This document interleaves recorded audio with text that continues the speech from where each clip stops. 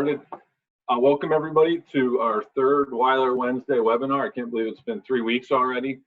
The topic today is pro tips for surface preparation in multi-pass welding. And again, I'm Nate Schmid, the Director of Marketing with Weiler Abrasives. And today I have Tony Hufford, our Category Manager for Metal Fabrication, joining me on the line. Again, if you haven't joined us for these webinars yet, if it's your first time, the goal for our webinars is really to provide you with a high impact set of training and information that you can take to your factory and implement to ultimately improve your productivity and your efficiency as it relates to abrasives. And if you're one of our distributors, hopefully you can take that information to your end users and provide added value for your customers. Before we jump into the webinar, just a couple Zoom tips. I know that many are getting used to Zoom nowadays, but just a couple highlights. We do mute all of the lines just to prevent any background noise. As we go through the session today, we will have a contest. We'll ask a question and there'll be a giveaway.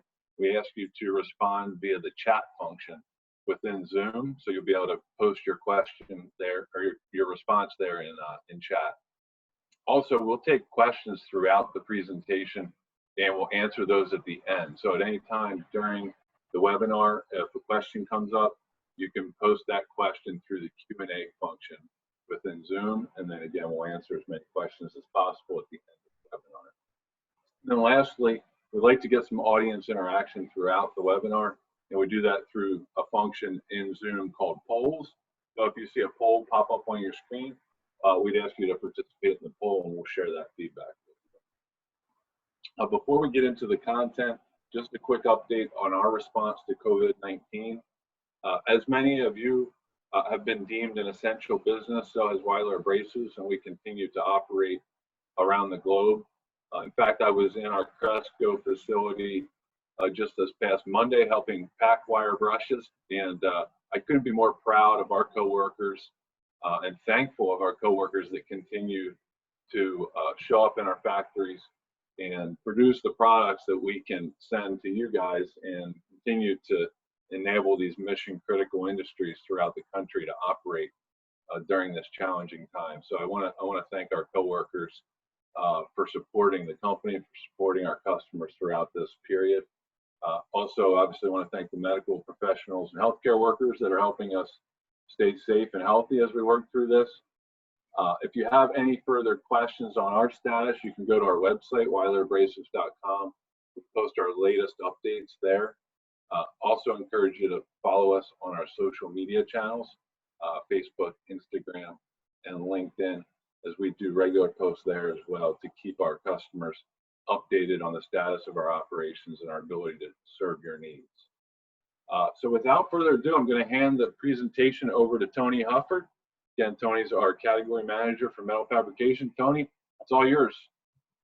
Thanks, Nate. Again, I'm Tony Hufford, Category Manager for Metal Fabrication. Weiler defines metal fabrication as abrasives used before, during, and after the welding process, and nothing exemplifies this more than multi-pass welding. So let's get started. Couple learnings during this webinar. Really the importance of surface preparation during this process, common multi-pass welding applications, what products are you going to use for that grinding, cleaning, and prepping you need for each pass, and some tips and tricks to safely get the job done and to be productive. So as we work through this, just a quick definition, high-level definition of multi-pass welding. Everywhere I've been in the field, no matter what industry I've been in, have called these layers of welds. With root pass or bead pass is that first pass, that critical pass that's laid, and then the hot pass, filler pass, and cap pass to really fill in that bevel. The number of welds, often called passes, really depends on that thickness of material. So you don't need all 4 passes to be called multi-pass welding. And when you look to your right, it really gives an example of some multi-pass welding in midstream pipeline. And that first pass when you're grinding the bead. The second pass, third, and fourth are used wire brushes for buffing, either that hot pass, filler pass, or cap pass. And before that, you have some preparation and inspection afterward that I won't get into detail on, but we'll focus in on these 4 passes. and how abrasives are used, how to use them safely, and really how to use them efficiently. But why is that surface preparation so important? These welds are considered critical. You're not single passing these type of welds, and you need them to be strong and you need them to pass inspection. So many times these finished products are under pressure or under stress, and we'll talk about that in a minute. 100% inspection is often mandated, and no matter how good of a welder you are, if you're not cleaning properly in between those passes, those welds will fail. Interpass cleaning and grinding ensures this full weld penetration, and leaving inclusions can cause failures in inspection, and rework can be extremely costly. So from a welding standpoint, if these welds fail, and when we look at these applications, you'll understand why, they're often catastrophic. So we want to make sure this cleaning and prep is done properly with the proper products, proper techniques to ensure we're passing inspection, and more importantly, to ensure these welds are properly laid. So when I look in the marketplace and I'm looking to identify multi-pass welding applications, I look for people using thicker walled material. I say 1/2 inch and over. That's certainly debatable, and there's certainly different styles out there in the marketplace. But if they're using a thicker walled material, it's likely they're laying more than one weld. Purchase a lot of stick electrodes. When we talk about that shielded metal arc welding, that's a perfect example of products that need to be cleaned interpass. But Rick and I have been out in the field for over a year, and we've seen plenty of MIG and TIG processes that are using these same multi-pass cleaning and grinding techniques. If someone needs 100% inspection on their welds, they're buying equipment for that, or they're talking to you about that, it's often a critical weld and often a multi-pass. They might mention challenges with grinding on these hot welds. And from a NAICS codes perspective, when I look at those, the North American Industry Classification System, that's really the federal statistical agency classifying these industries. I call out 2 here, the 237120, which is oil and gas pipeline, which you'll notice a lot of these photos are related to that, but certainly multi-pass welding goes way beyond that industry. So that second industry, 332420, is pressure vessels. And pressure vessels we'll talk about in a minute. From a NAICS perspective, you can find them easily on the web. You could literally type NAICS and one of these numbers in there, and it'll give you exactly what that's talking about. We talk about these applications, and we talked about how critical they were. Pressure vessels is one that comes to mind, especially the end or caps of those vessels being multi-pass welded. We think about large propane tanks outside of someone's house, and don't confuse that with just a container that holds material. Pressure vessels are under stress, and think about if they were to fail, that's definitely catastrophic. Heavy duty structural, roller coaster track, heavy equipment needs to hold up along a lot of stress. Midstream pipeline construction we talked about already, and it's heavily publicized in the news if one of those welds does fail, so it's critical that everything's inspected. And chemical power plants, maintenance turnarounds, often they're shut down for 2 to 3 weeks at a time, whether it be pipe cleaning or other processes that need to be done inside this fence while they're doing these turnarounds. So that's a quick background, and we're going to talk now about some product selection and tips to improve performance and ensure safe use. That root pass, that first pass that we just talked about, uses a grinding wheel, and it's using that grinding wheel to make sure that it's preparing for the second pass. It's ground out to a U-form, looking for any type of inclusions, making sure that wagon tracks, and we'll show them in a minute, are taken out where you don't have those black seams along the sides of the weld, and to make sure full penetration is achieved. From a product, you want to look for a product designed for multiple applications. Not all 1/8 inch grinding wheels are created equal from the standpoint of how they can be used from an angle of intended use, and to ensure that they fit the groove and they're not digging into the walls of the weld. 1/8 inch thick is not always 1/8 inch thick. It's the production thickness that counts to make sure it fits into that pass. And that takes us to our first safety spotlight. I'll pause for a moment because SPOT is Weiler's safety program. SPOT stands for size, speed, pressure, orientation, and time.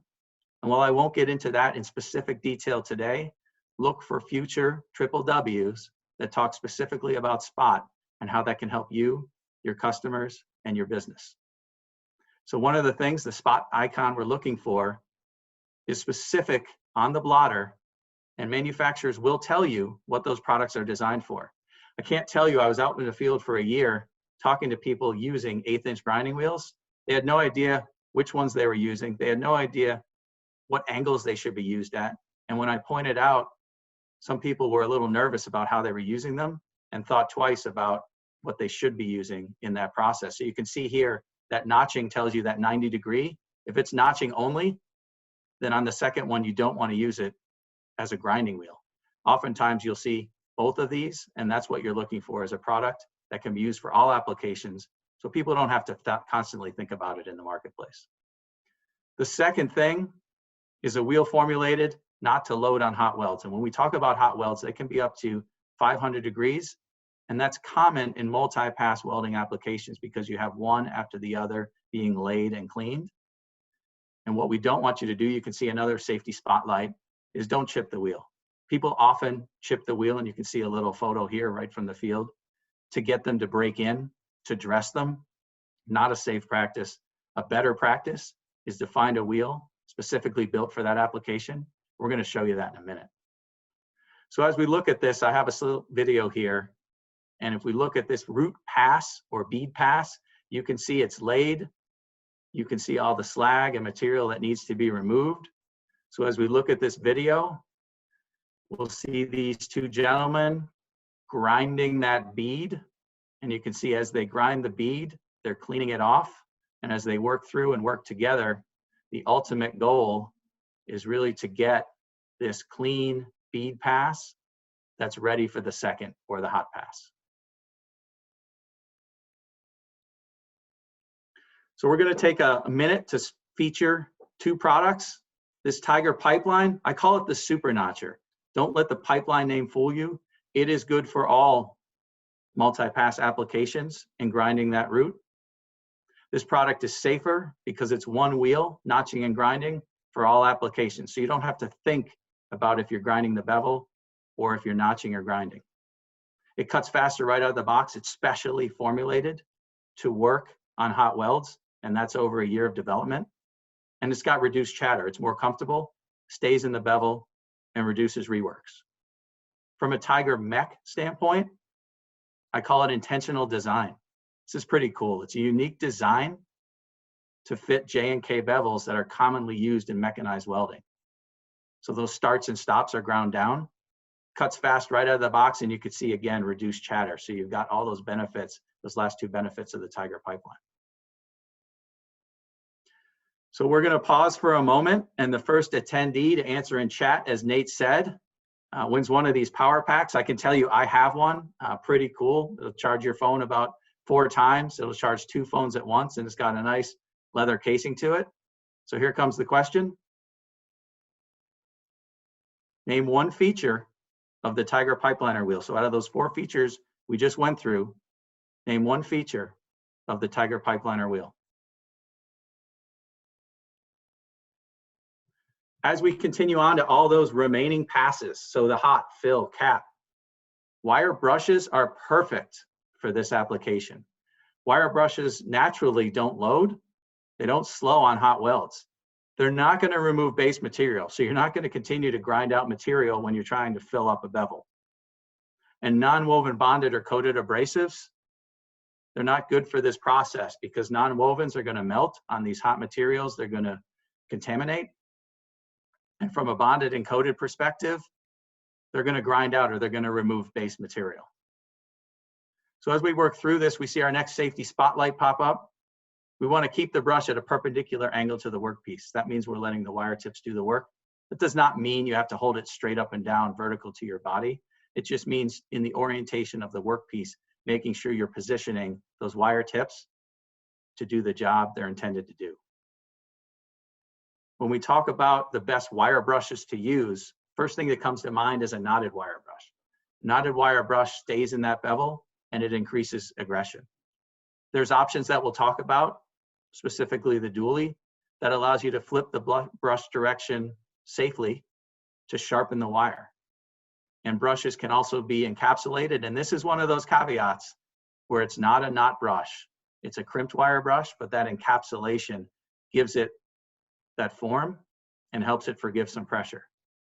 And you want to choose the thickness that best fits the pass. And I'll stop for a minute because you can see a pop-up that just came up, the challenges. So we want to know, what are the biggest challenges you or your customers have during surface preparation and multi-pass welding?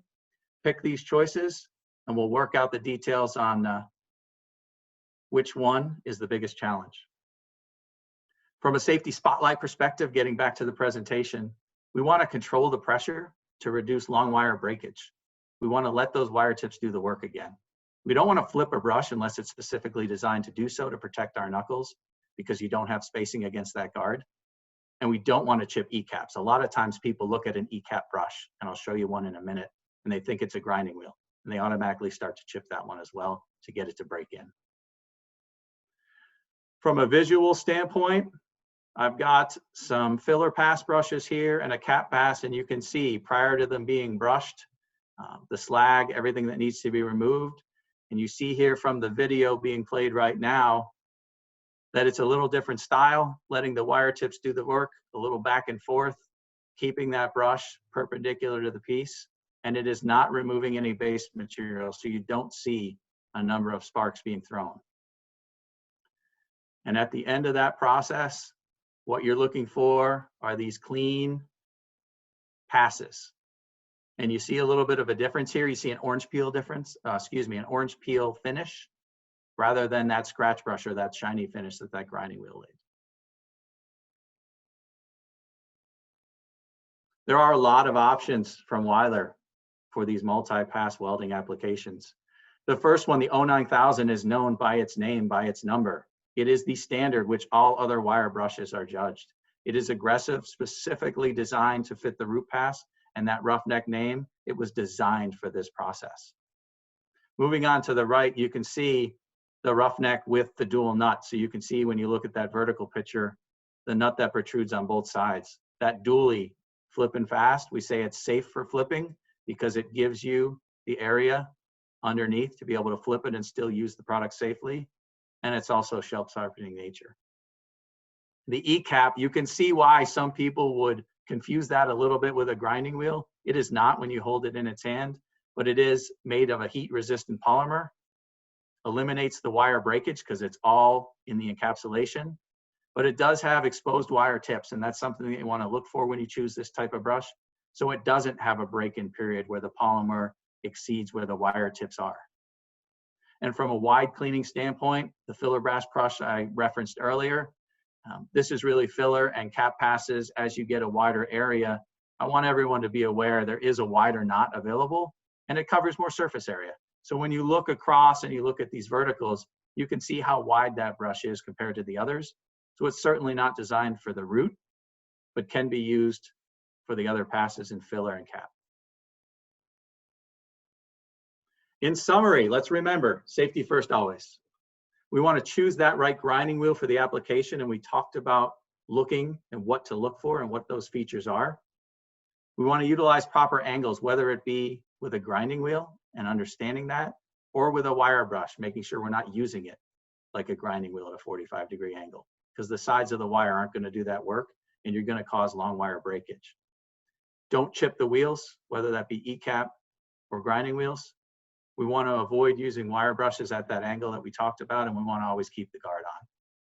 To increase productivity, using a grinding wheel of the proper thickness so we don't create rework, and also making sure it's designed for hot welds so we don't feel the need to chip it, and it's going to work throughout the life. Want to choose the large, this is something I do, choose a largest diameter that fits your application. Those larger tools are going to give you a little more torque. You're going to have a nice surface speed. It's going to allow you to get your job done easier. Don't forget those filler passes that we talked about. They're going to get the job done quicker, covering more of an area. And let the wire tips do the work as we work through this. I want to say we're going to continue to learn from these experts. These three, I know them personally. Over 90 years combined experience. I like to call them seasoned. As I get up there in age, I like to say seasoned rather than some other terms I can use. And as we look at this, on 513, we've got automated deburring basics with Rick Sawyer. 5:20, we've got pro tips for selecting and using wire brushes with Ron Vogt Jr. And on 6:3, hosted by FMA, safe and effective use of wire brushes with Rick Hopkins. Rick started this all 3 weeks ago, and it comes full circle with him on 6:3. So I'm excited to see that as well.